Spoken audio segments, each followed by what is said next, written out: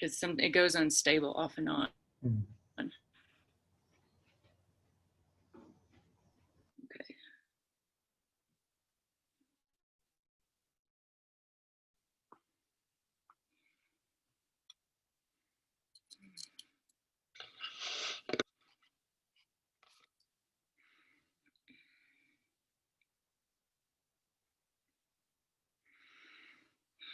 Thank you all for coming today.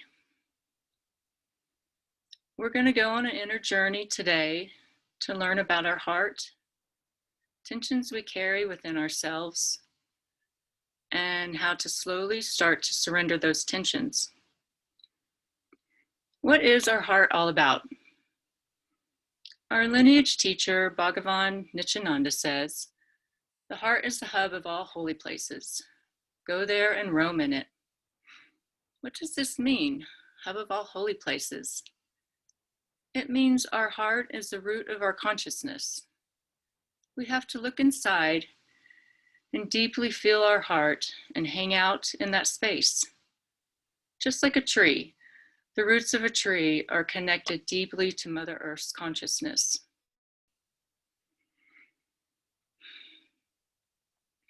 The heart is who we are, but sometimes tension can cover it like dark clouds.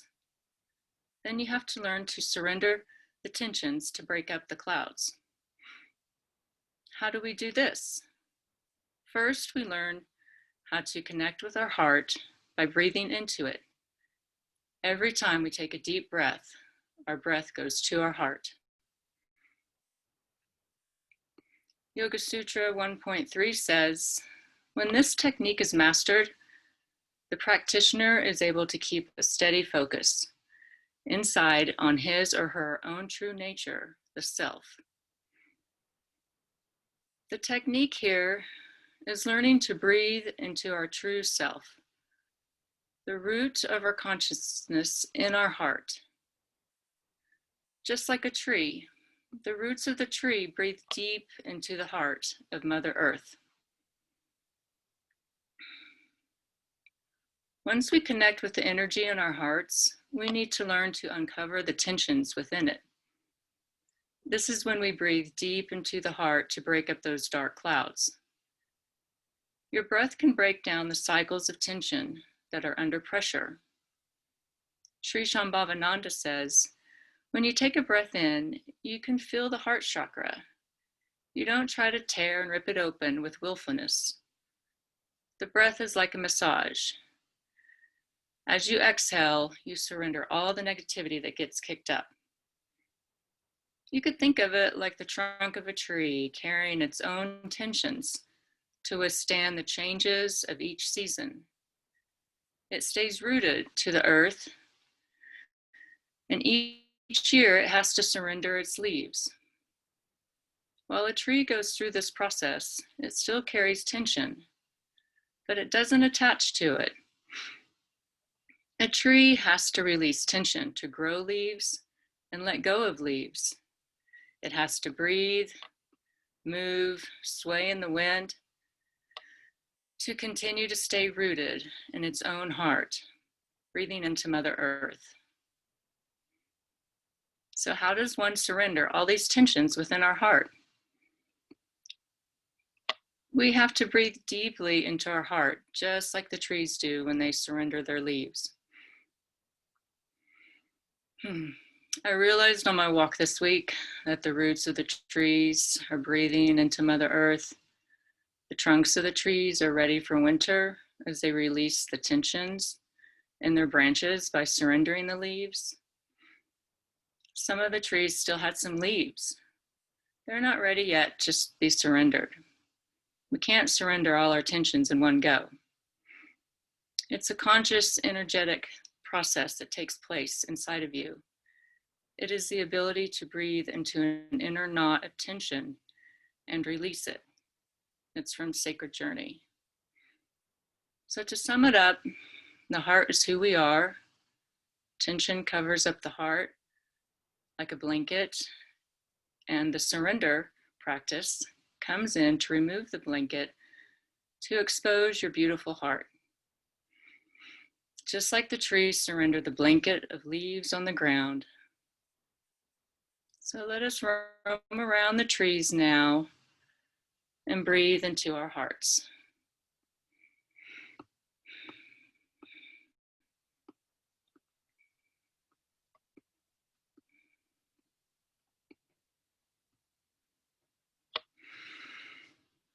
So today for our meditation, we're going to practice the deep wish to surrender, open, and grow as we breathe into our spiritual heart, our true consciousness at the center of our chest, the Anahata chakra, our true consciousness. So we can find a comfortable seat, you can root yourself to the earth, your spine tall like the trees. You can close your eyes or have a soft gaze.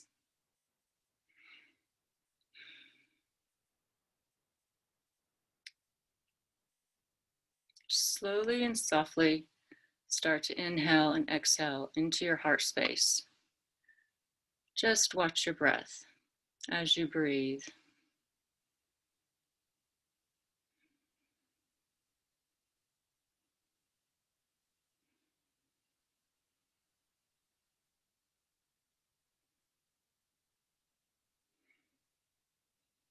Now begin to attach to your breath this wish. I deeply wish to surrender, open, and grow. I deeply wish to surrender, open, and grow. I deeply wish to surrender, open, and grow.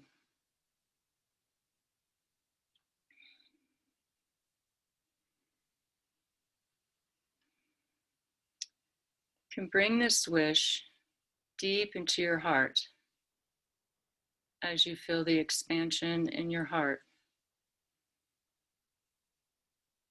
Continue to repeat. I deeply wish to surrender, open, and grow. Deeply wish to surrender, open, and grow.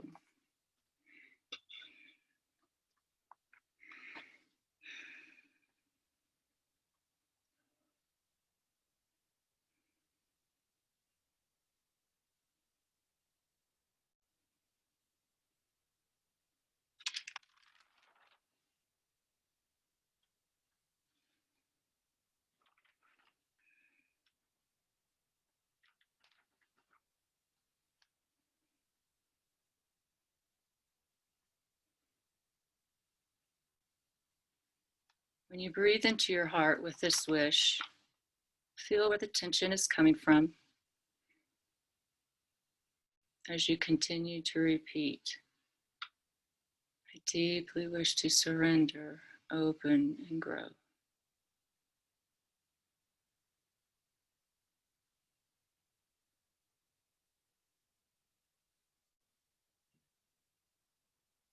Allow yourself to open and ask really deeply to let go.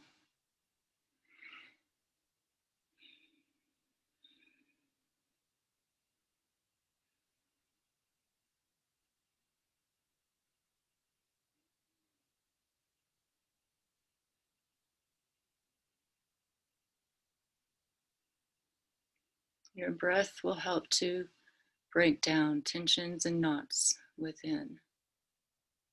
As you continue to repeat the wish to grow.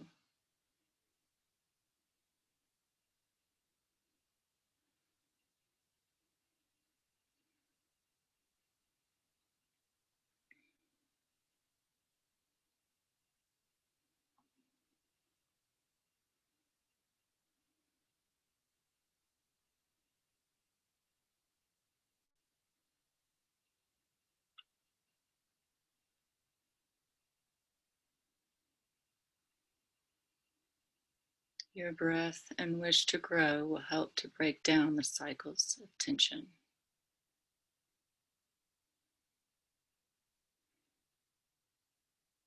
Continue to feel that expansion in your heart as tensions are released.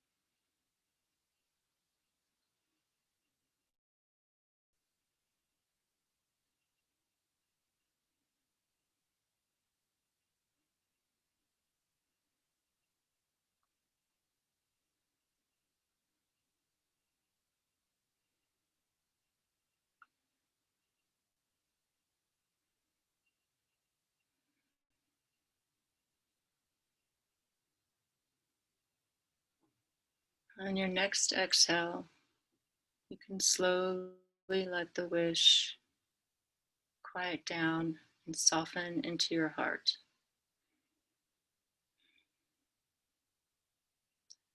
Check in with your heart to see if you're feeling some expansion in your heart space. Or you may feel lighter from a few tensions released.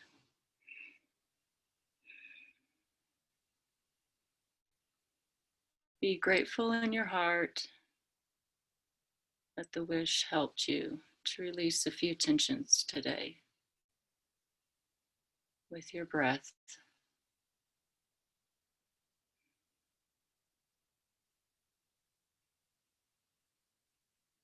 You may slowly open your eyes. Namaste.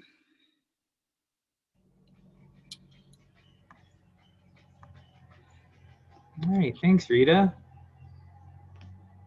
And Thank you. I have a volunteer. Oh, sorry, go ahead. What's I don't that? know Sorry. what my time was, but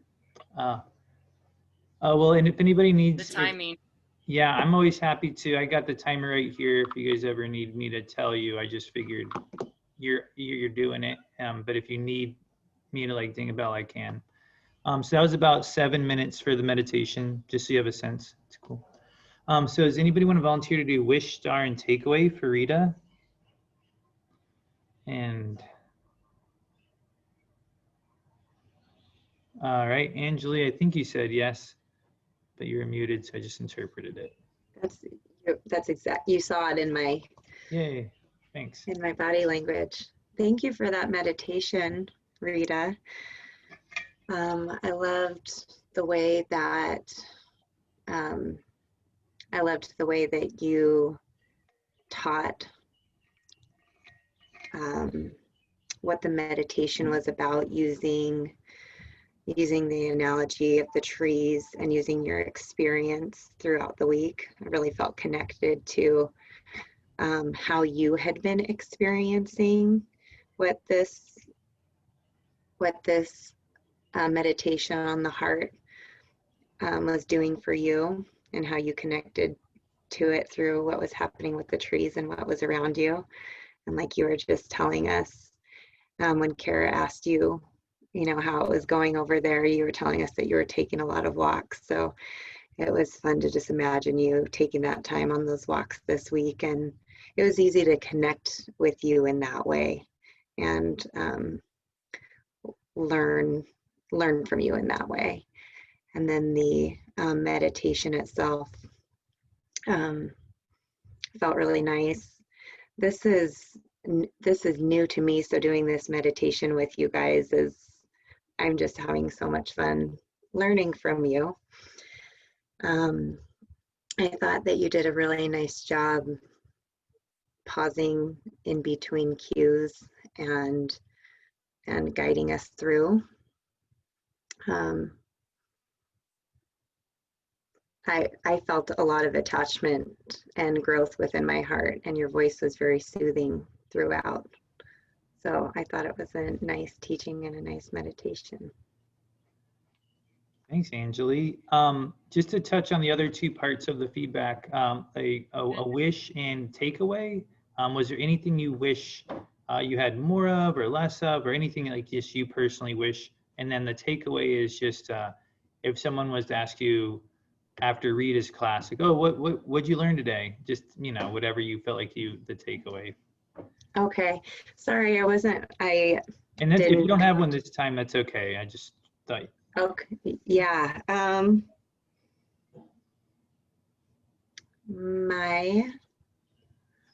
don't know that I have a wish from it today.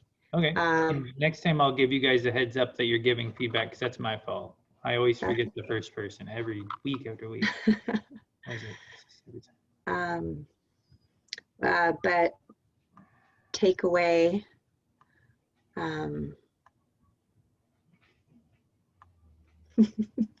yeah. Sorry, my brain went blank. Okay. Well, the reason I think it's helpful long term, and I'll fill in here, is that from a teacher's perspective, I think sometimes it's so clear what we're giving, and it's good to hear back from your students about what they can remember, like what they can hold sort of in their mind, what they would bring home with them, So it's all good this time, but just so everybody knows, like I think the takeaway is one of those things where unless somebody tells us what their takeaway is, I think we always assume, oh, it was about this. And then you hear somebody say it and you're like, oh, I did not realize that's what people were hearing. So I'll just jump in. And I agree. So Rita, yeah, it did feel really personal and really helpful on that level where I could really, at the very end, when he talked about walking around and seeing the trees, I really appreciated that you took that opportunity, like we were talking about last week, when you get to the story part of your presentation, to just how it's this great opportunity to connect with your experience in that moment and be able to like get off of the script for a second and really speak to the students. I thought that was just a breakthrough moment for me when I was watching. I also think that it somehow encapsulated your whole point. If I had a takeaway, from this, it would be in that last point, like when you were really just speaking to us, because I thought that brought everything together, where it was like how we surrender like leaves on a tree, and how we don't do it all at once, drop the leaves slowly, and how, you don't compare yourself to other people, how they're doing it, because we're all at our own pace. And, this whole feeling, it was all there. I was like, wow, that one moment really got, for me, that would have been my takeaway. I'd be like, okay, we have to let go of our leaves in order, to surrender these tensions in order to grow into the next season. Like that's probably what I would have like walked away with. And I think that really was a great way to approach this topic, and obviously had a lot of meaning for you. So I really appreciated that. I think when you go back through, if you feel like, sort of working from the almost like reverse engineering a talk, if you're ever going through and you feel like that is the thing, that's the experience, that's what this is all coming from, if you feel like that at any point, which it sort of felt like you did at the end, like I feel like you'd be like, this is where it all came from, was this moment. Sort of go back through your presentation and just ask yourself, like, how can we just hold this, like this one metaphor, and how can I like use this one metaphor to talk about this sutra, or how can I use this one metaphor to interpret this quote from Sacred Journey or Babaji. So if you're ever, for any of us, if you ever feel like you find that one moment, a picture speaks 1,000 words, right? And a 5-minute presentation is probably only 500 words. So a good picture can actually carry you through a whole presentation of this length. So for example, the work that you did interpreting this concept at so many different levels like the trunk of the tree, the roots of the tree, the leaves of the tree, dropping the leaves of the tree, was super, I could feel like your enthusiasm. And I think it was a huge step up from last week when we were spread even more thin. And I feel like you really brought it together to be about this one concept. I think for me, it was even a smaller concept within that one that really I took away. So I think we're just constantly finding it. You're a real artist in the sense that you're working at a very intuitive level with these concepts. You're giving like this like really like energetic experience that you're seeing in the world. And so that's the best, you know, absolutely. And then I'm just sort of honing in a little so that your vision really does come through for your students as clearly as possible. But I really love the quotes you found. I really love that you found a sutra to support all this work. And I thought that was a great sutra to pick out. And then maybe honing in a little on the metaphor is all I would probably give you as the wish. Does that make sense, or is that helpful? Okay. Yes, thank you so much. Cool. And then way to go on making that transition to teaching that what you had planned to be a 5-minute, a little bit longer. So thanks for stepping up and doing that. I thought it went really well. So that was awesome. And then I really loved your repetition during the practice. Thought it kept it really simple and really straightforward. And that's a big deal, you know, because I think it's hard to like really hone in. I felt like you found a good focal point, something that I could just keep coming back to with I deeply wish to surrender, open, and grow. So good job there. Any questions or comments? Okay. Yeah, Megan. Is like, okay, because you were saying I deeply wish to surrender, open, and grow. Is that like a mantra that Rudy said? Or is that like something, all three of those words? I just wasn't sure. I haven't seen that before, so I just wanted to. Yeah, he talks about both. He teaches both at different times. So I deeply wish to grow is a practice that he really taught almost literally like a mantra, where you repeat it over and over and over and over, and you try to mean it more and more and more, just like we teach about mantra. It starts here, and it's sort of like you're saying it, but you don't really mean it. And then you try to feel it deeper and deeper with more sincerity. I deeply wish to grow. So that's like almost like a mantra from Rudy. I deeply wish you to open, surrender, and grow is a little bit more of a mouthful as a mantra, so to speak. But it was also taught by him a lot, where he was saying like that really seemed to encapsulate the process. Surrender allows you to open, and that whole process is growth. So I've definitely heard him teach that one too. Repeating it, you know, maybe one of them just comes easier than the other, but yeah, they're both from him. Thanks. All right. Yes, Angelique. Was our meditation today supposed to be 5 or 10 minutes? Yeah, so let's take a moment to clarify this whole thing. So everybody in there and during this training is going to have the opportunity to teach 1 10-minute practice because Okay. we feel like it's really good for you to, because 5 minutes it's really helpful if you know, but we want you to stretch and understand like, oh, well, what happens when there has to be more silence, you know? So you haven't taught your one, right? I haven't taught at all, so I haven't done a 5 or a 10, but so when you do your 10-minute one, you'll also do the 5-minute instruction Yeah. and then the 10-minute. Did you present last time, 2 weeks ago? No, I wasn't here at the meeting 2 weeks ago. But today we're just doing the meditation. We're not teaching about it beforehand, correct? No, you are. Okay, so here we go. So let me just start from scratch with you, okay? So every 2 weeks, we have this program right here, which let's just say for the baseline of what we're doing today is a 5-minute presentation and a 5-minute guided practice. That's like the foundation of this day. And then like, so that's that. That's today for everybody. And then almost like another layer that's like a different thing is that everybody throughout the entire 9 weeks or however long this is will have a chance to teach one 10-minute practice. Okay. If it falls on a day like this, like Rita's did, then you just do that same process that we're doing, except that 5-minute just goes longer. Okay. But if it's on like a day when we're just having a discussion and you haven't written a presentation yet, then you're just going to do your meditation so you have a chance to do it. If we had everybody teach 10 minutes only on days like this, it would make these days last too long. So that's why. Okay. So today you're teaching a 5-minute and a 5-minute, and actually everybody from here on. Rita just had her thing fall on today. Okay. So I'll do my best. I planned a 5-minute meditation and I didn't really plan out the 5-minute teaching of what it was, but Oh, okay.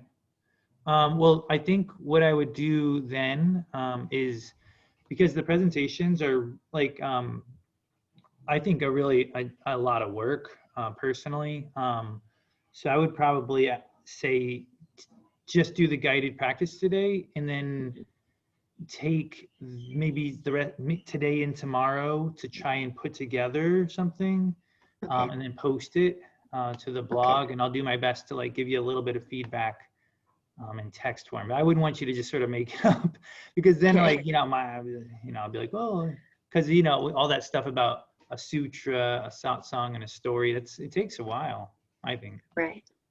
Yeah. Okay. But yeah, no worries. I'm happy to respond on a text format just as well. Okay.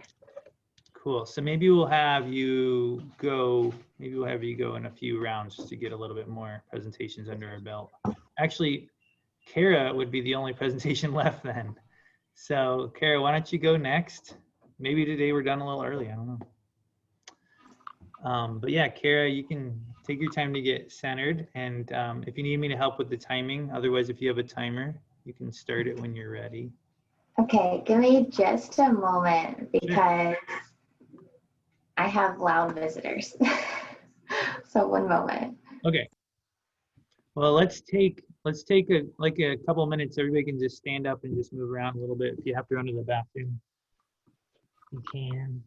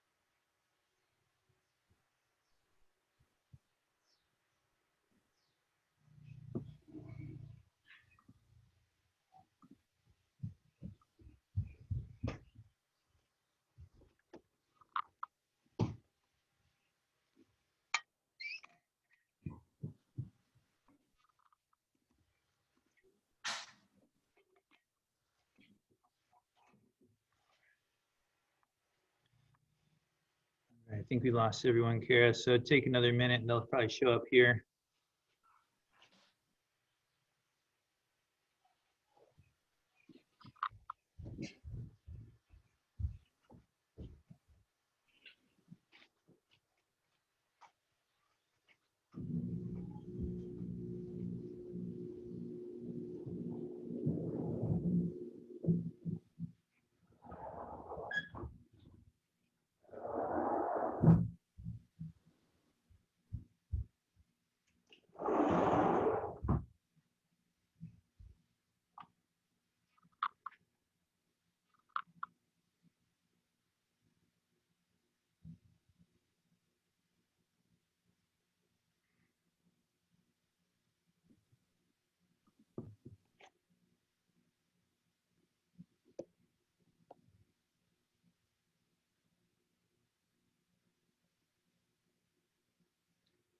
Hey, while we're waiting, do I have a volunteer, because we just finished that whole discussion, to do the 10-minute practice for next week, which will be on the breath and Hamsa. So you have all this week.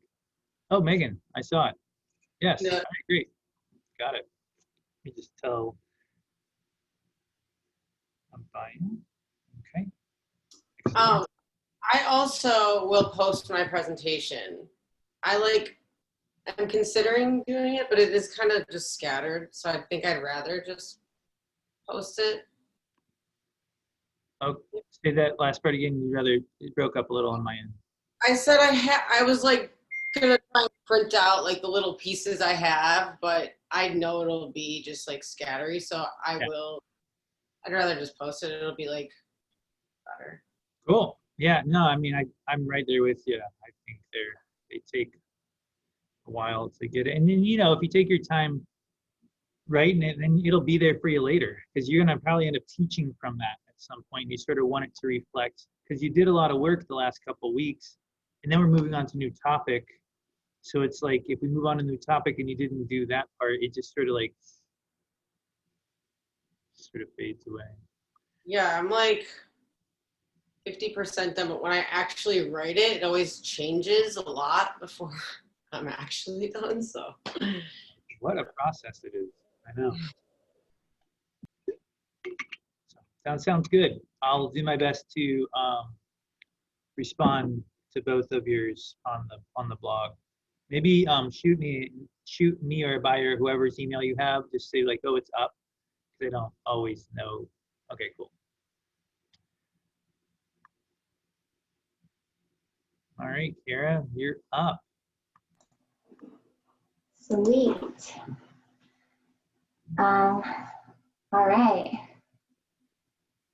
I'm just going to start off with a few yoga sutras, and I'll make comments afterward, but I like to put them all together because they favor each other. So Yoga Sutra 4.18 says that the self is always clearly aware of the fluctuations of the mind because it is changeless.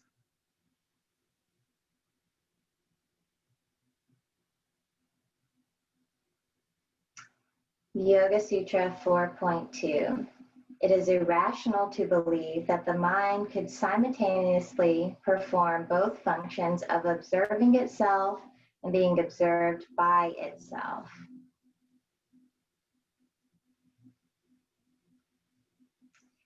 And 4.23 says, it is easy to think that the mind is the source of consciousness.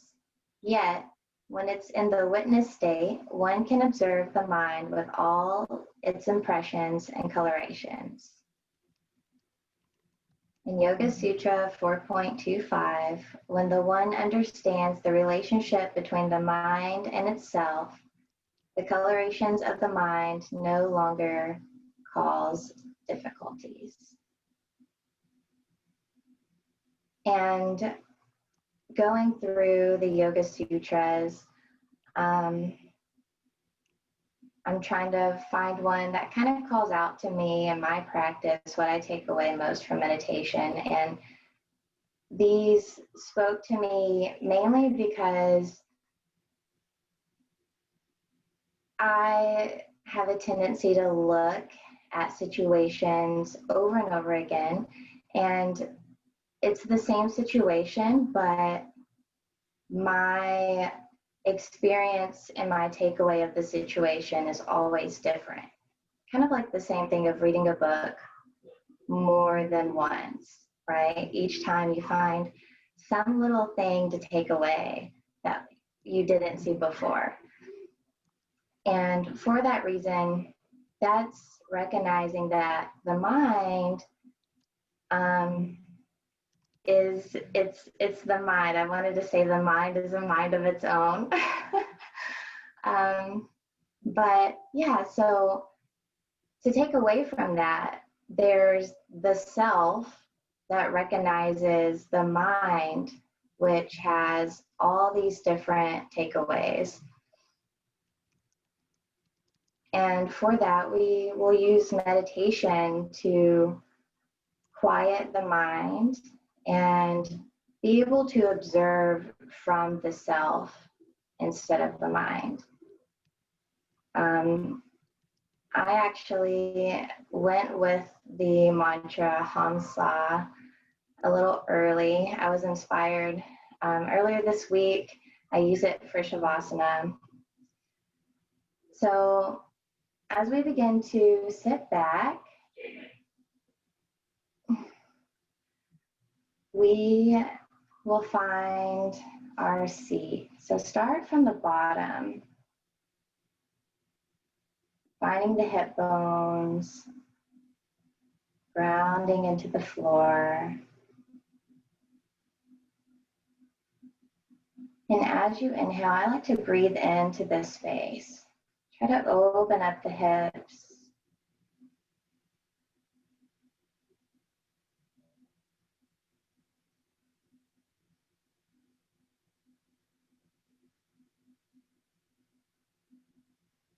Then notice the back of the neck. Find it long and relaxed. Almost like our chin is holding an apple between the chin and the chest.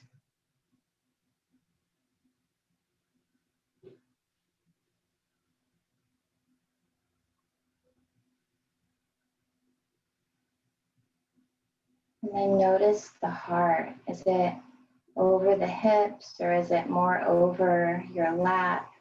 Maybe notice the heart coming over the hips.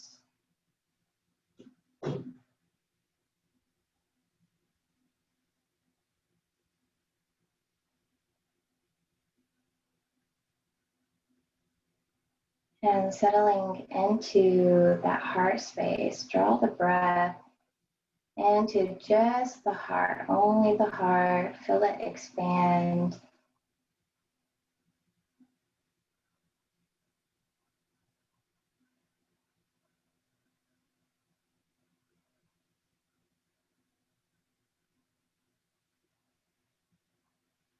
So if you're noticing the breath and you're noticing thoughts, calm the mind with Ham Sa. As you breathe in with Ham, notice the chest and the throat opening. And with Sa, feel like a big sigh just relaxes over you.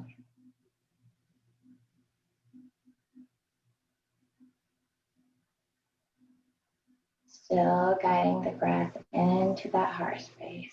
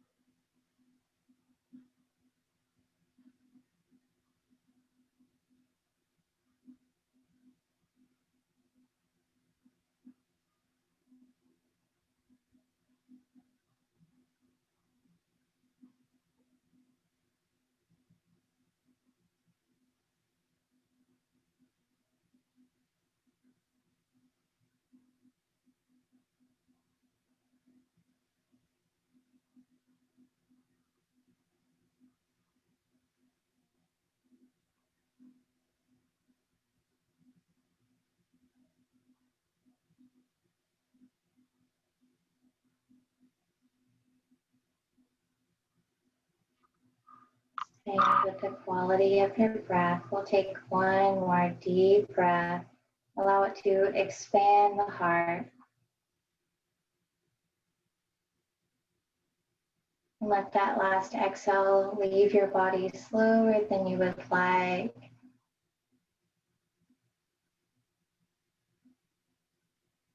And feel the entire body relaxing.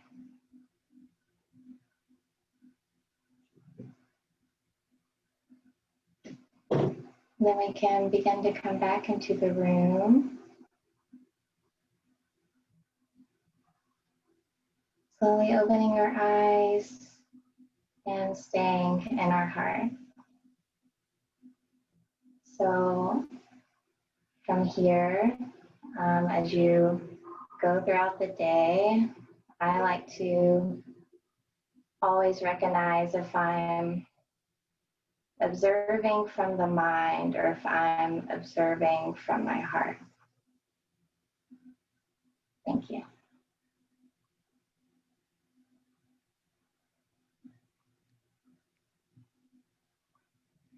So Rita or Meg, would you like to give some feedback? Wish, star, and takeaway. Oh, really? You can't hear me? No, we could hear you. It just broke out. Did you say? Yeah, Megan or Rita, just since either, yeah, wish, star, takeaway. Yeah, I'm happy. The takeaway for me was that what you just said, and I love that you gave us a reminder again at the end of it, was that to realize that the mind is not your true self and the heart is the true self, and maybe not to trust your mind always, to like double check with your heart. I love your voice. It's so relaxing and soothing and sweet and welcoming. And I love how you kind of like, it like flowed really nicely from the presentation into the meditation without giving us too much information that was like kind of confusing. It was like simple. I'm trying to think of a takeaway. Oh, that's where you, oh, wait a second. My wish, I guess the Hamsa wasn't really explained what that was. I know what it is, but I don't think maybe a little bit of explanation around that would have been helpful. Thanks, Megan. Great job. Kara, you want to respond to anything or any questions? Yeah, thanks, Megan. I'm really bad about bringing in the mantra and not really explaining it a whole lot. I'm just like, well, now that you trust me, let's go right on into it. So thanks for that reminder. It's something I'm always working on. And Kara, did you happen to post this essay anywhere yet online? No, do we do it in the box, the unboxing the mantra? Because I was going to do it there, but I didn't see any ones. So yeah, that's interesting. So did you know that we're working on the heart tension and surrender? Or because the unboxing the mantra was like the previous week's Sun Kalpa. This one had like the ice cream sundae test and Warrior You and had a whole different set. Oh, you did? Okay, cool. So yeah, and okay. Resources, it says resources, heart, tension, and surrender, and that's where you post it if you have a chance. Okay, yeah, Cool. I'll just copy and paste it. Easy. All right, cool. Yeah, the reason I probably asked that was because, you know, your work was so right from the beginning, like so focused on the mind, and I thought that was awesome. I feel like there was this thread at the end where we started equating the self with the heart, and I was like, okay, got it. And so I really did appreciate, just like Megan said, that takeaway came right at the end, and I really took it away when you were saying, are you observing your life from the heart or from the mind? And if you could establish that right at the beginning, then I think it would help me interpret all of those sutras, just so that I could know, like maybe in a more, just like a more practical way that we're interpreting the heart as the self. And therefore, when you read these sutras, I'll keep hearing heart where it keeps saying the self, and I'll keep seeing the mind as, because in the yogic tradition, you know, you are hitting on a theme, which is that the heart is the seat of the higher mind, and this mind that we associate with is actually the seat of the lower mind. And so in a way, it's like this heart does see more clearly. But I wouldn't say you have to go into that. But like what you're hitting on there is that the heart is this higher faculty of perception, this clearer faculty of perception. So I think that's a really powerful angle to take on this practice. And I will say with the sutras, like last week when I was describing them as like artisan chocolate. And so imagine like do you have 4 or 5 sutras, 4 maybe. And imagine they're like on this little cutting board, and each one is, like when you cut that artisan chocolate, it's like amazing. And it's like there's little crumbs on the side. They're not perfect squares. And you're going to present them with this. They're going to take one and they're going to put it in their mouth. And that is the experience of hearing the sutra, right?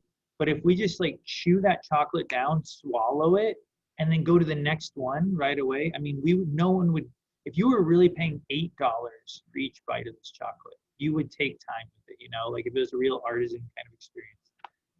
So take your time. If this is in fact a 2,000-year-old sutra that has stood the test of time and has spoke to you profoundly, and you feel like is illuminating qualities of our experience of reality, then when they have that chocolate in their mouth and you say the sutra, I bet you're probably going to want to repeat it and then take your time to like unpack it a little, because for me, what ended up happening was I liked each one, but each one just covered up the last one. Like I couldn't hold all of that. So by the 4th one, I was like, great, I hope you're about to talk about the 4th one. I can't remember the 2nd one, not in a bad way. I was just like, they're all so rich that I just couldn't, each one was just like, okay, now this is okay, now we're here. Okay, and well, now we're here. And now we're here. And, so that's probably what I would give you as a wish there at the beginning, is that just taking time to work with those sutras and to tie them back to some kind of centralized theme, which you had at the end, especially that centralized theme of like, are you viewing your life from the perspective of your mind, which is always changing, or the perspective of the heart, which is unchanging? And that's awesome. It's a powerful angle. And so just help each sutra point to that. I would probably recommend, personally, in my writing practice, in my presentation practice, I usually think that 1 sutra is enough, especially in a 5-minute presentation. I'm used to giving 15-minute presentations to our Sangha, and I might dip into 2 or 3 in a 15-minute presentation, and that's the max. I think in a 5-minute, you're probably going to be served more by just sticking to 1. There's not a rule, by any means, not a rule, but it does seem to be what I've experienced is like the most efficient, because you'd be surprised how hard it is for people to really extract that teaching without like repetition and unpacking and a metaphor and a story. But that's something that you'll sort of come across, in your own teaching experience, I think. I love the idea of reading a book twice, giving you 2 different takeaways. That to me was like so helpful. I was like, okay, I'm there, I'm with you. So like that kind of stuff, anytime you can drop in these like simple conceptual things, like that helps me tremendously. That was great. And then you said like the self can see that the mind always has these different takeaways. That was super helpful. And then reaching into the meditation practice, great job establishing a seat. It's funny about the seat, it gets overlooked a lot, because maybe we're just excited about what we're about to teach, but when somebody really takes time to establish that seat and does it really well, like you did, it's so helpful. I just felt like breathing into my hips, like you were talking about, feeling my base, it just really got my mind, it really helped to sink my awareness down, which is exactly what we're going to do with the heart. And working with Hamsa, because I know you're familiar with that mantra from your training, and you've been coming to so much programming online, so working with Hamsa is fine in this one, absolutely. Is there a way that we can, tie it in to help people really feel that connection to the heart specifically through that practice? Just so that next week, for example, when we do Hamsa, it doesn't feel like the same thing again, but in fact feels like, oh, we really used Hamsa to help me feel this quality of the heart. And sticking with your presentation, where it's like, what's the perspective? Are you taking the perspective of the changing, fluctuating mind, or are you seeing your life through the perspective of the unchanging self? And Hamsa means I am that. And I am that is this like place inside, this unaffected place. And so with each repetition of hum, sa, we're feeling, we're trying to find and feel and uncover this thing that we really are. So every time we repeat hum, sa, try to feel that place inside that is beyond the fluctuations of your mind. So that might be one way that you can bring, that was just like an example of how you could bring Hamsa into your presentation and into this heart practice. Is that helpful? Absolutely. Cool. I'm really bad at eating all the chocolate, no matter how expensive it is, all at the same time. So it's just a reminder to slow down. Yeah. I don't need all of the chocolate. I can just have one and enjoy it. So no, thank you. Are we going to be able to review this screen? Will this screen be posted? This screen like our Zoom meeting right now? Yeah. Yeah, this Zoom meeting will be posted exactly as you're seeing it. Yeah. Oh, okay. Just because I know that because we broke off into 2 groups, I didn't know if it would still. Yeah, I'm recording separately, and then she's recording hers, and both will go up to the cloud, and then they're both going to be in that on the blog under that playlist. Okay. It'll say Satyam's group heart presentation, Abaya's group heart presentation. Okay, cool. Yeah, I can't write as fast as you talk. So thank you. Again, question? I wanted to say it is a playlist because I couldn't figure that out. I was like, oh no, I missed the video because they posted the next one. But if you click on it, they're all there. Yeah, good. I'll make sure there's a note for that. I was like, oh no. Yeah, you're right. I feel like they still haven't made that clear. I mean, I'm literally posting a playlist, and it just, all they got to do is just stagger them a little, and you'd be like, oh, it's a thing. But it's just here's the video, and hope you find this one little bar. Yeah. But thanks. I'll make sure there's a note.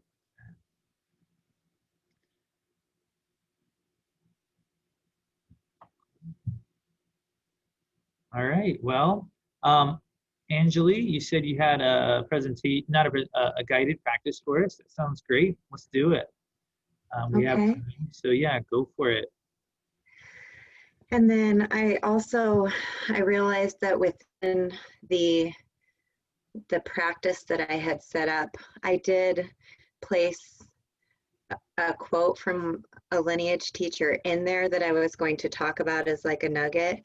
So I'm almost thinking I will kind of start with that and try to do a little explaining. It might not end up being 10 minutes total, but I almost thought my 5-minute I was going to worry about that going long with the pauses. So I'll kind of start with that and just see how it goes. That's okay. Sounds like a good plan. All right.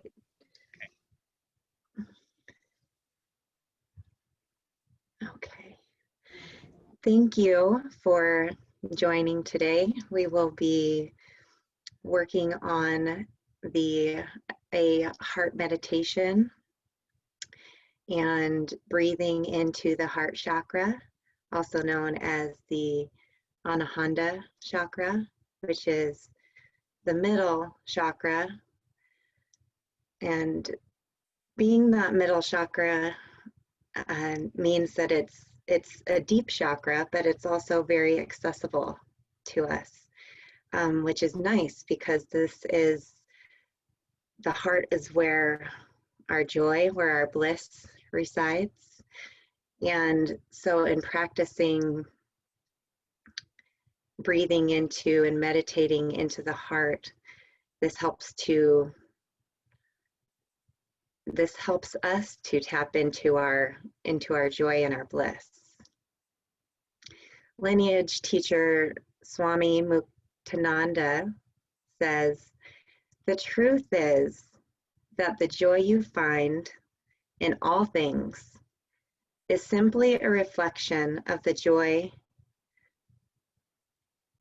of your own inner self. So the joy that we find in all things is just simply a reflection of the joy already in our own inner self. Our inner self, which is the heart space.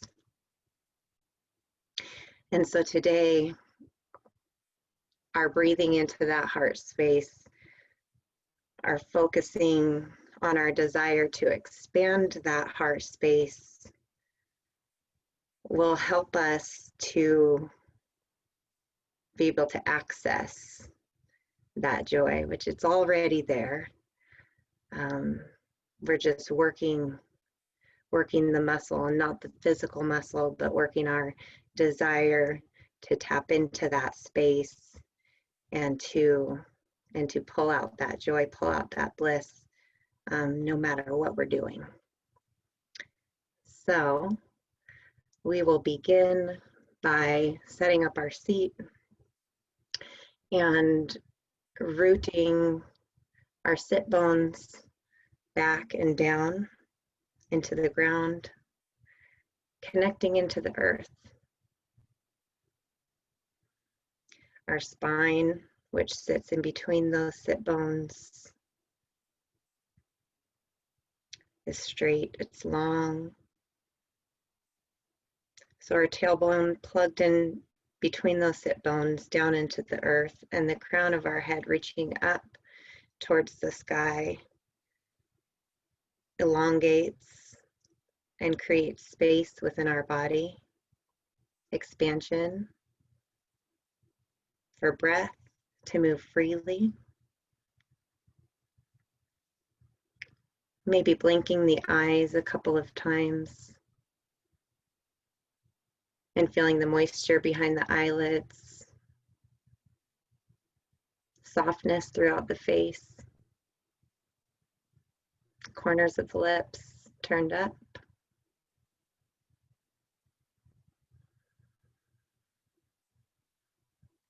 And as we begin to breathe,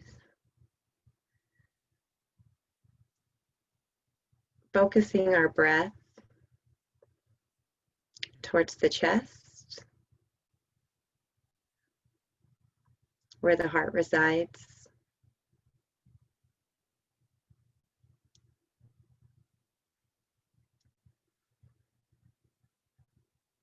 Allowing our breath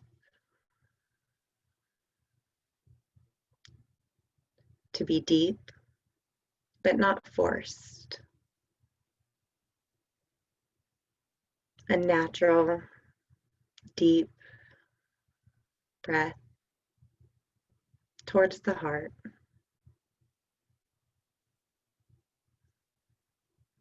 With the mantra, I wish to grow, attached. I wish to grow, attached to the inhalation. I wish to grow, attached to the exhalation.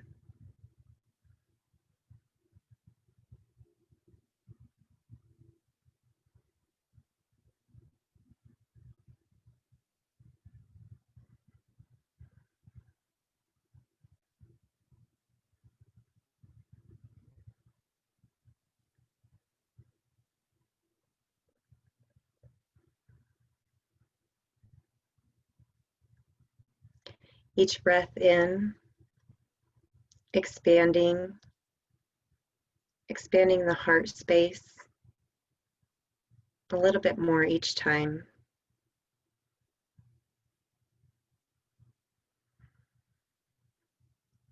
Stretching.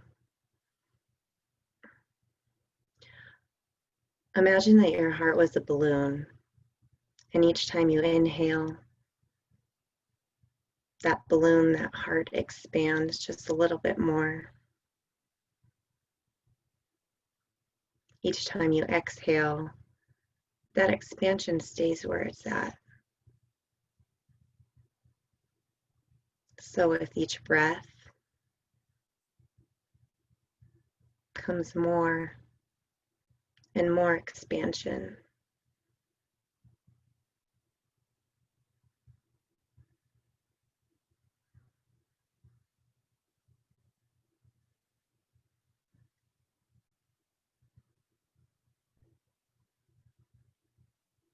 Stretching the heart space, opening.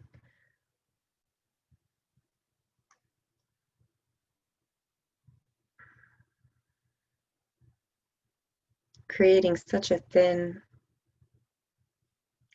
layer around the walls that makes it easier to reach in, to access that joy, that bliss, that true self.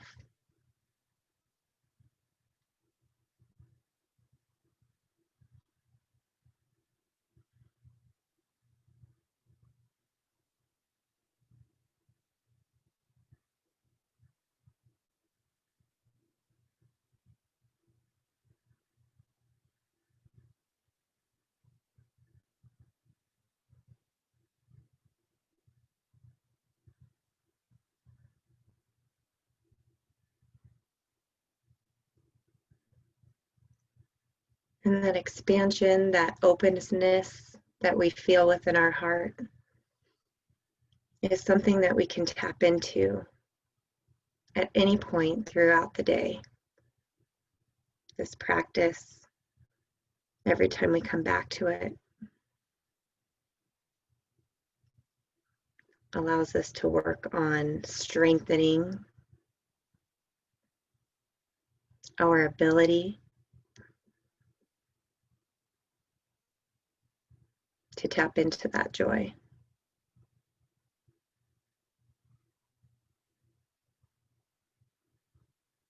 And we can keep that desire to grow with us at any point throughout the day, not just in our seated practice.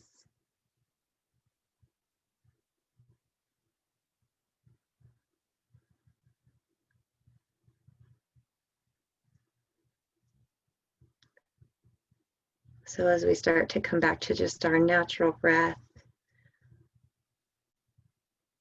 not attached to the mantra anymore, but just a relaxed inhalation and exhalation.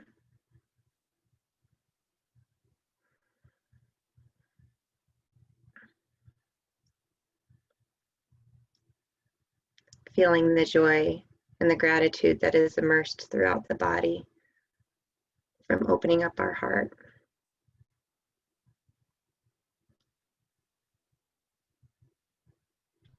We can now bring this joy to others that we come into contact with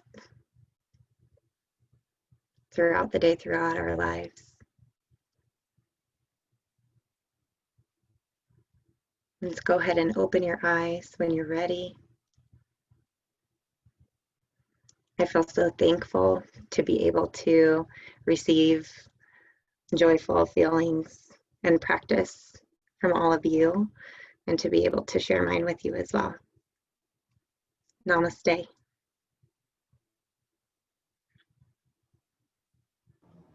All right, thanks, Anjali, for going for it. I thought that was a lot of fun. Let's see, Kara or Rita, right, for a little bit of feedback, I believe. Unless, did I miss that? Have you guys given feedback today yet? No? Okay, so either one. Yeah, Rita, go for it.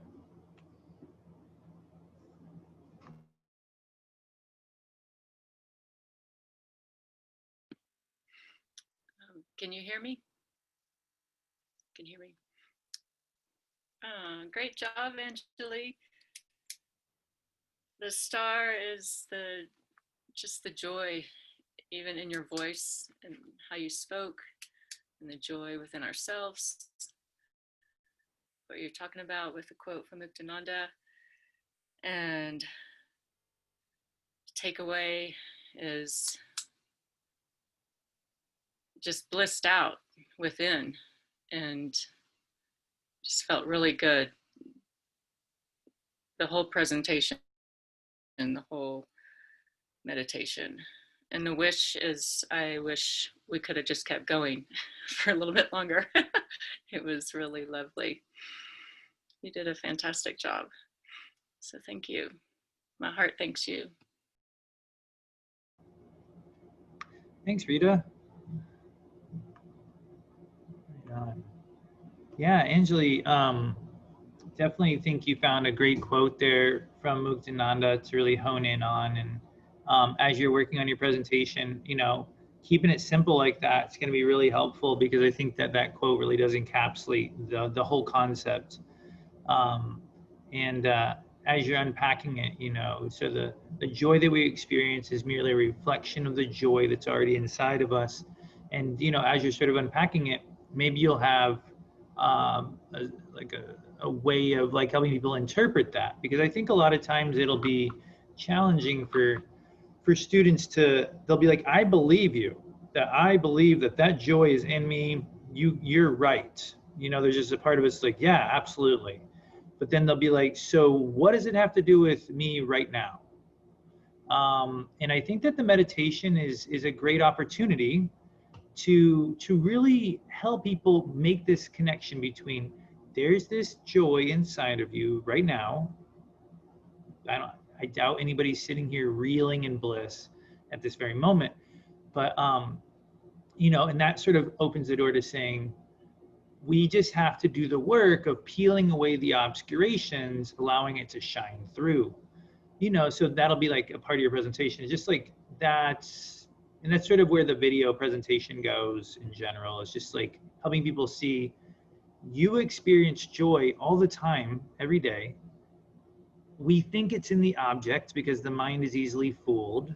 But as Muktananda tells us, it's actually in you, and the object is just opening that doorway, or parting the clouds for a second, was how the video sort of unpacked it. It shines through, but eventually that thing, those clouds sort of come back in. And so our work today in meditation is going to be peeling back these clouds. And I think we went after it in a really, you know, straightforward way during your presentation. I mean, during your guided practice. I deeply wish to grow. I deeply wish to grow. That was the mantra that you used. And so I think if you're using that mantra, I think it's important for all of us to remember, it will sound like you might have referred to this, so I apologize if I didn't hear it. But, you know, maybe taking a little bit of time to say, like, this is a mantra that was given to us by Swami Rujananda. It's an empowered mantra. It might not be Sanskrit, but it has just as much power, and it comes from a realized being. You know, I would take that minute, because I think in our culture today, most people will think you just made that up, or you know, it won't have as much power unless they just love you so much, which is great if you have students like that. But yeah, so giving them a sense of where it's coming from, and then also a sense for me, the work of that mantra is that each time you repeat it, how Rudy talks about it, he says, when you first say it, you don't really mean it. It's like if all of you were to say it out loud, you're all muted, so just go ahead, say it and listen to yourself. I deeply wish to grow. I deeply wish to grow. No matter how you say it, you're always starting from a pretty limited place. Hear it in your voice. I deeply wish to grow. And then you say it again. I deeply wish to grow. And you just try and bring a little more sincerity. So you can try it. Try it for like 10 seconds right now. Try each repetition being a little more sincere than the one before it. See what that feels like. I'm going to mute myself and do it too.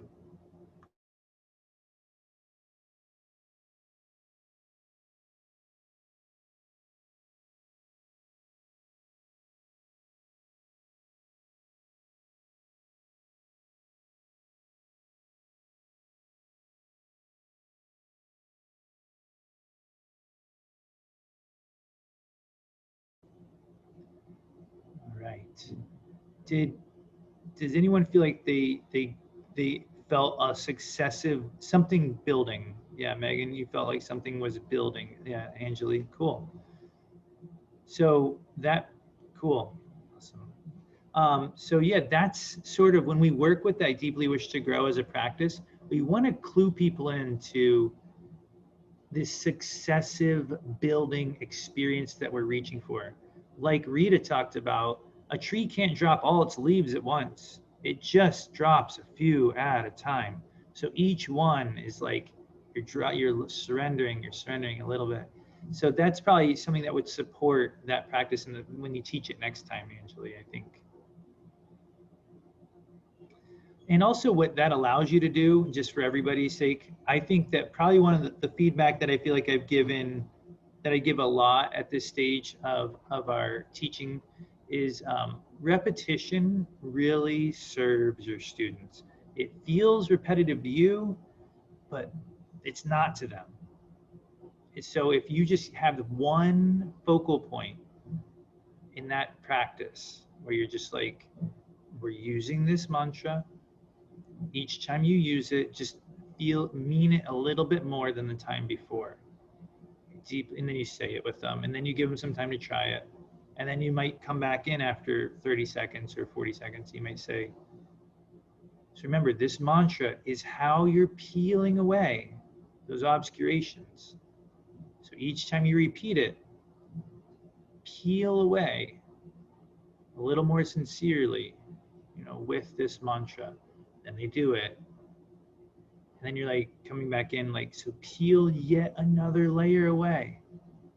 Don't stop where you're at. Peel one more layer with this next repetition. And it sounds so obvious, but the analogy I give is like they're doing target practice. This is like an archery metaphor. You set up the target, and then you pull the bow back with them. You help them shoot it a couple of times, and they're shooting it on their own. And then you come back in and you're like giving them direction, but you don't move the target. Target has to stay put. And you're going to come in and be like, here, let me show you again. Here, feel this. Here, bend your knees a little bit. But the target has to stay the same spot, or else we make the target move and they keep not getting any closer. They keep, because every time you move the target, the next shot is back on the rim, back. So we want them to gradually, by the end of their practice with you, be shooting a little bit closer to the bullseye. Cool. What do you think? Any questions or comments, anyone? All right.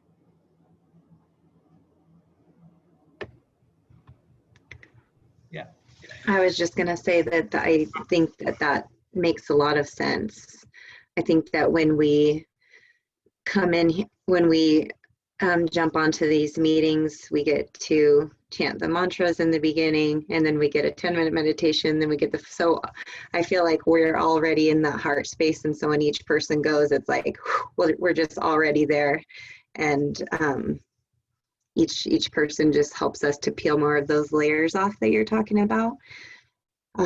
But if it was a new student or someone sitting there who had never meditated before, letting them start with the mouth and get to the throat and then get to the heart, that makes a lot of sense.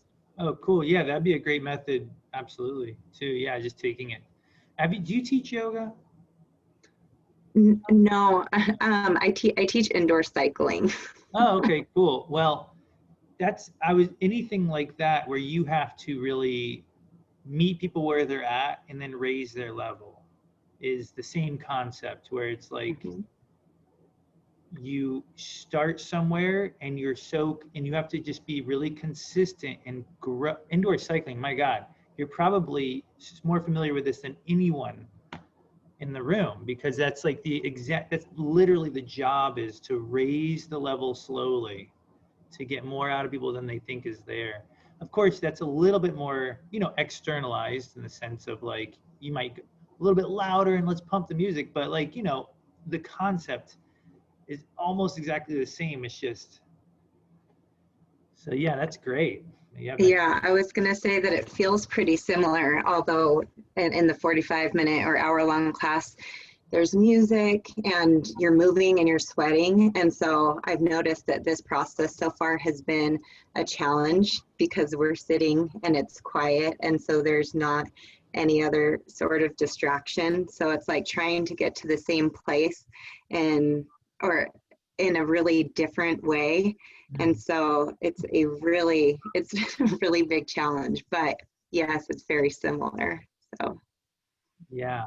Well, they say in the yogic tradition, all of our growth comes from the inner heat of our practice. And so oddly, it's like as people are really trying to sit still, they're having to surrender this need to like fidget, move, itch. And as they surrender each one of those, literally they literally get hotter. And it's not unusual for students to feel like hot while they meditate. And so it's so funny. It's like the exact same, not exact, of course, but like it's really similar. Like the silence, the repetition. So you as a cycling teacher can really appreciate. And this is one other thing I'm sort of glad came up, and I hope everybody's just got a little bit more in them here.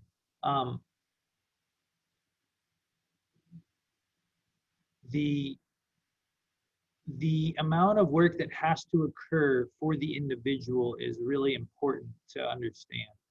Like, we are here not to describe endlessly the goal of our work, but to motivate people to do the work so that they reach the goal. So it's like, what can we do to keep people actually repeating this mantra with their next breath?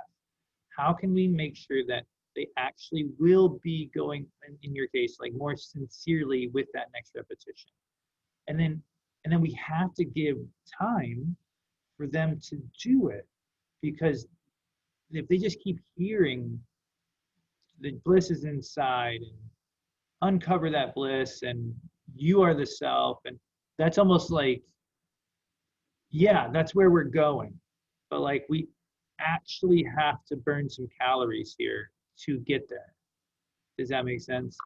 Like, and so it's really important for us as teachers, because we can easily slip into this realm of constantly describing our goal, where all we're doing is talking about how great it's going to be, how wonderful this potential is, how great they're going to feel. But all of that is dependent upon actually doing a tremendous amount of work in the time that we have, and really quality work, real quality. So I think the fact that you're a cycling, instructor couldn't be more fitting, because I'm sure that you have to look around the room and ask yourself, are they doing this right now? Is it time to describe something new, or you look around the room and you're like, they're barely doing what I was talking about 5 minutes ago. So let's really keep it simple here. And I want to see some repetitions out of people. I want to see them really feeling where they're at, reaching a little deeper. And that might mean stopping describing the goal, where we're all heading, and instead really focusing on, like, can you hear yourself repeat this mantra? Are you actually repeating it? How many times can you repeat it in a row? And then, really asking them to like be accountable. So I thought that was just one thing that came up that I was planning on talking about, but then I got talking about other stuff, and I was like, oh, it's too much. But since it came up again sort of naturally, I hope that's helpful for everybody. It's just really looking out metaphorically or literally and asking yourself, like, is there work getting done right now? Like, we have to have a certain amount of work actually occur for these people to change. You know, it can't just be about me talking.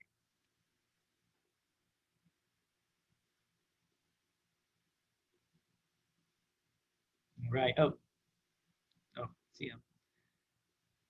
Cool. Well, I don't have anything more to say. So that's perfect. Does anybody want to add or question or comment before we wrap up?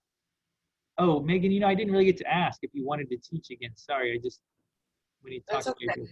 yeah, would you I like don't to? really want to. I do want to ask you something though. Something that I was thinking about doing in my presentation that I'm not sure. I'd like to get your feedback on it. So, you know, Rudy talks about evoking deeply, like you're begging your heart to open. And me and Derek do something where we like make it like we're crying. Like we like kind of like try and like evoke what that sounds like and feels like to tap into the heart. But that's not something we really talk about, you know, in this tradition. Yeah, you know, and let me respond to that. And I want to text Abaya real quick because if Angeli comes back to the main room, Abaya won't see her. And just let me make sure that she lets her back in. Oh, okay, she's back. Cool. Hey, Angeli. There was a question that I'll recap for you, Angeli, from Megan. She was asking, and she's asking about when you're trying to like tap into the heart, is it recommended, or how does this tradition sort of look at the act of maybe doing more externalized gestures to help you feel where that heart is? For example, something like possibly like crying or making sounds like crying, or maybe there'd be even opposite gestures, like, you know, like laughter yoga. I don't know, you know, people ha ha ha ha ha, which is, you know, I don't know, I haven't studied that. So, but from what I've been taught, we want to approach our practice from a place of, like we want to come into the heart space, not really from the outside in. It's almost like we want to like try to go from the inside out. I know that sounds almost like, well, how do you do that? But that just means really investing our energy at the most energetic level possible, so that it's almost like that investment grows and doesn't get, because when we invest our energy into a physical gesture of some kind, that's taken a lot of your focus. And let's just say you only have so much focus, that's getting a lot, and maybe there's a little going towards your actual heart. But it's what happens, you'll see this with people with their phones. You go to a beautiful place and people are like, oh, I'm just gonna take a quick picture, quick picture, quick picture, quick picture. Okay, then this picture, and then, oh, it should be this way actually. Oh, piano. And then it never goes away. The phone never goes away. It just doesn't ever go away. It just doesn't. I'm just like, when are we ever, you're never done. So that's the thing, is like sometimes when you start from the external, it's really hard to ever have it stop. In fact, when you're really dependent on that, you don't really know how to stop, because that was sort of your tool to get in, and now you don't know how to stop using that tool. So it's like when people can only relate to their environment through a photo, like through their phone, they get dependent on it. And then when they take the phone down, what happens? Watch. They're done. They leave every time. As soon as people stop taking pictures, they leave. Because it's like, that was how they made that connection.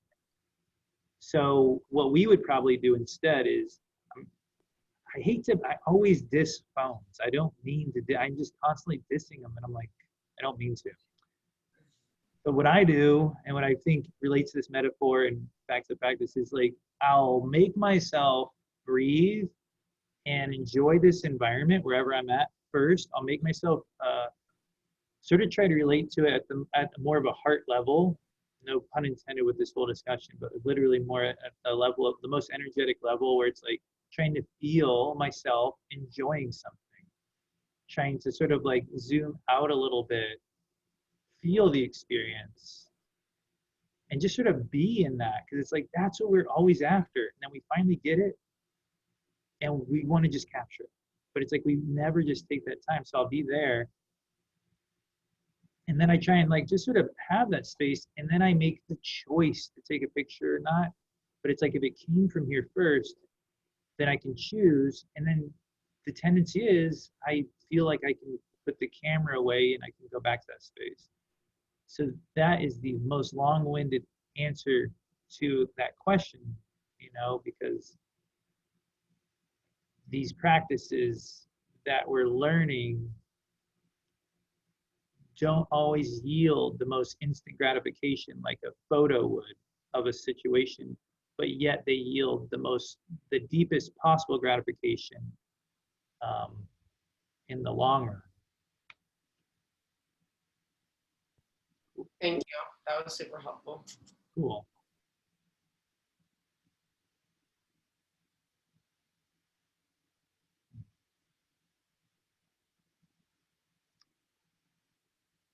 I might have missed a hand there. I don't know if anybody said something. And it's not to discount externalized gestures to get the ball rolling, but I would keep them, to be perfectly honest, I'm not trying to say like, oh, the ones that I like are the ones. But I do like the slight smile a lot. I did that. I don't know if you're at the Thursday thing, but I did a whole essay, a whole presentation on just the slight smile. But I backed it up with the sutras. I backed it up with satsang texts and everything that sort of support it. And it just, for me, it's like, whatever that is, it just cracks the door open. So externalized gestures are super helpful. Like Rita, like going for a walk, like that's an external gesture that can just help calm the mind, slight smile. Ice cream, eating something, but then using that as just the doorway and then connecting to that deeper spot. So it could be something like where you just sort of let yourself feel, like in the case of like you were saying, crying, just the vulnerability of crying, where I might just like soften for a second and just sort of let myself feel that vulnerability. And then I can feel it pretty quickly. I mean, I don't know, maybe it's just where I'm at right now, but, and then it's like as soon as you can feel where it's pointing you, which for me is like just, I can feel my face soften, I can feel my throat soften, I can feel myself get a little bit more present, stop reaching out. And then I would just breathe into my heart. And I let go of the gesture. I just start to build from there. So I think even that one is really possible.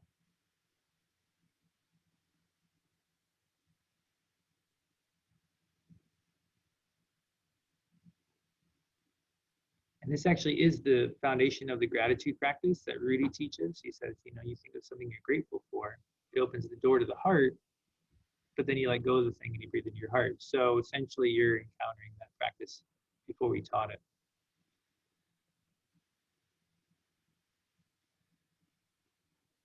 Well, we have a little bit more time left, but I'm not going to force anything. It's really up to Megan. If you want to teach, I feel like I didn't quite, you're good? Okay. So then we can sort of end here, but I will open the door for any questions or comments before we wrap up. one early day is good every once in a while. All right, so next week, well, for a couple of people, you know, take the next couple of days, wrap up this section, you know, but we'll all be moving on to the breath next week. And there's a video, there's resources, and there's a sankalpa. So, oh, and guided practices. So try to come Saturday with something to share about that. Yeah. So my guided meditation next week should be on the breath. Correct. Yeah. Oh, yeah. You're doing the 10-minute one next week. Great. Yes. So you're going to be teaching the Hamsa practice next week. No presentation. Just one of you and the other person. One person will be at the beginning of class. One person at the end. Cool. Great. Thanks for double checking on that, Anjali. Yeah. I mean, we'll see this when we go into the materials, but so are there then some breath meditations in the new material? Yeah, and it's already up online. Let me see if I can even just share it real quick. Just give me one sec. I gotta get my screen right. It's not it. I was looking at the heart one. MTT. Okay, so this is your, I'm assuming you guys are seeing what I'm seeing. Okay, so there's the writing resources, which is just in and of itself, it's just going to be there at the top because this is stuff that just helps support your writing process. There's 1, 2, 3, 4 articles on that. But then there's always this thing that says this week's topic, and there's the yogic view of the breath, which are resources. So there'll be the initial video presentation about the breath, and then guided practices on Hamsa. Looks like there's a couple of videos. And a little bit of pranayama even, because I thought it was helpful for this purpose. There's, wow, 4 audio guided ones. So you've got like a week's, every day you could meditate with a different one. And then of course the downloadable PDF with all the resources. And then you've got a sankalpa, which is me trying to help you bring this into your life. And it's sort of a poetic one. Does that look good? Mm-hmm. Yeah, Megan. Then just our guided meditation goes, when we do post it, it goes in the resources every time. Yeah, resources, yeah, because then it becomes a resource for future students. So if we look down here, we see previous students' presentations on the topic. And then on the other blog post about the Sankalpa, this is sort of like, you know, how it went that week. And I'll glance at this before class to see how it went. You know, here's a couple people's like, oh, here's how I did with that practice.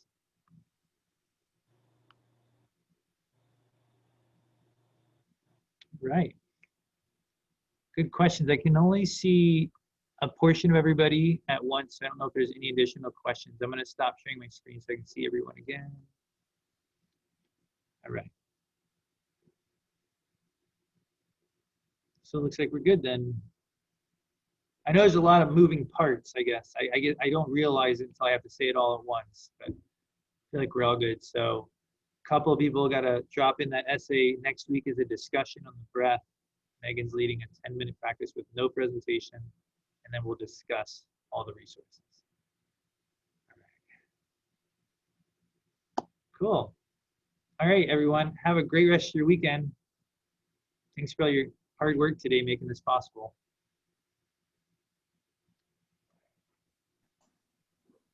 Bye. Thank you. Bye. Bye, thanks. You're welcome.